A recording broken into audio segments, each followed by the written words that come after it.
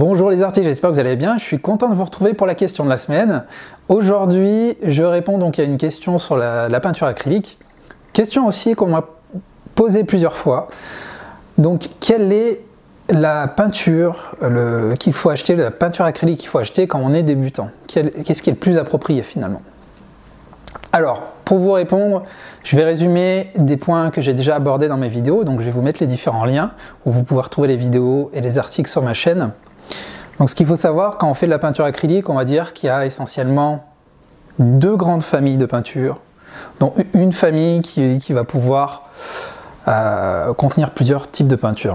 Je vais vous parler des choses simplement. Donc pour résumer, vous avez les peintures d'études. Peintures d'études qu'on considère aussi être les peintures fines. Peinture acrylique d'études, peinture acrylique fine.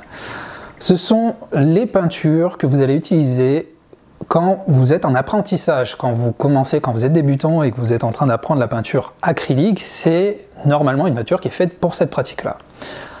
Alors, qu'est-ce qu'elle a cette peinture? C'est juste qu'elle est moins onéreuse que l'autre catégorie de peinture que je vais vous présenter après. Par exemple, un tube de 120 ml qui va faire aller en moyenne 3 €, 3,50 €. Donc comme vous voyez, c'est tout à fait abordable.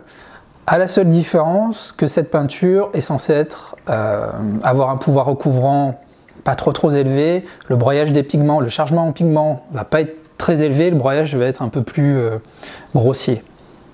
Alors pour comprendre tout ce que je suis en train de vous expliquer, je vous invite à suivre le lien sur la vidéo que je vous ai fait sur la présentation dans le détail donc des peintures acryliques fines, extra fines. Je vous remets le lien ici. Alors voilà, les peintures d'études, qui est tout à fait adaptées à l'apprentissage. Après, vous avez les peintures extra fines. Les peintures extra fines, ce sont les peintures qui, idéalement, pour vulgariser les choses, sont un peu réservées à ceux qui ont une certaine expérience dans la pratique de la peinture acrylique, qui sont éventuellement professionnels.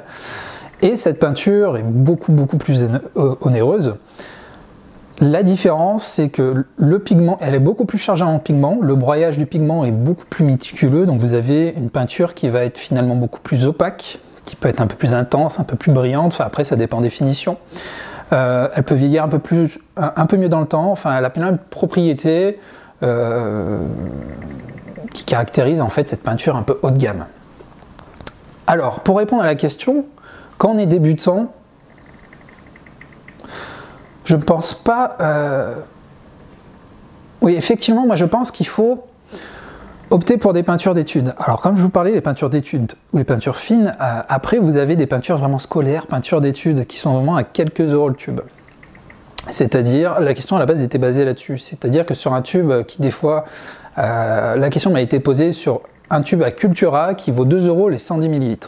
Honnêtement, j'ai pas testé ce type de peinture. Mais j'ai bien conscience que quand on se lance, on ne sait pas forcément ce qu'on va faire de son matériel et qu'on a un tout petit budget.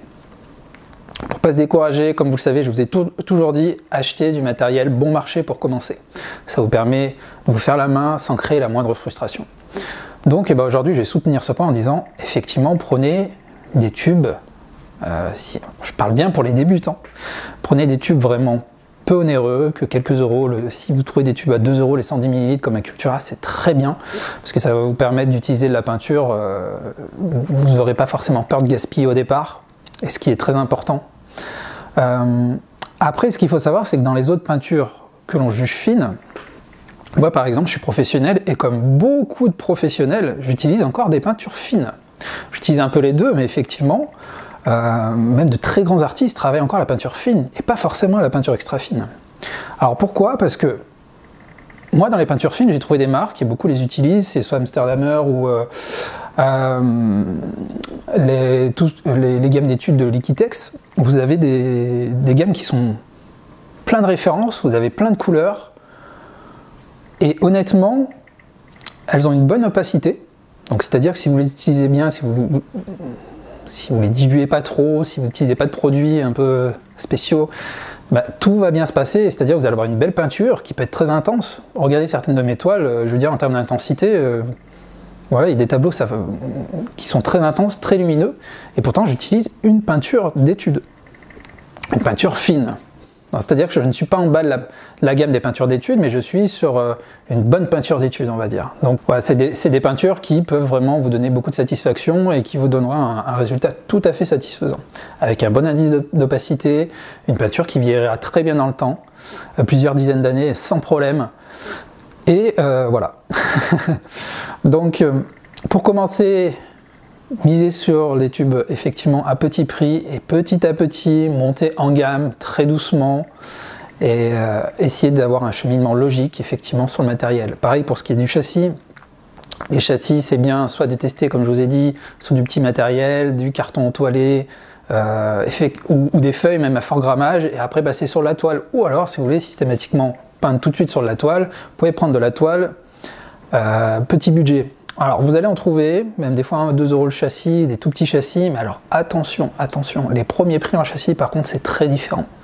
Un premier prix en châssis, vous allez tout de suite voir la qualité du bois, elle est assez médiocre, et effectivement en termes de vieillissement, vous allez avoir des châssis qui vrillent au bout de quelques années. Donc ne vous amusez pas à acheter des châssis vraiment top budget pour après espérer les vendre.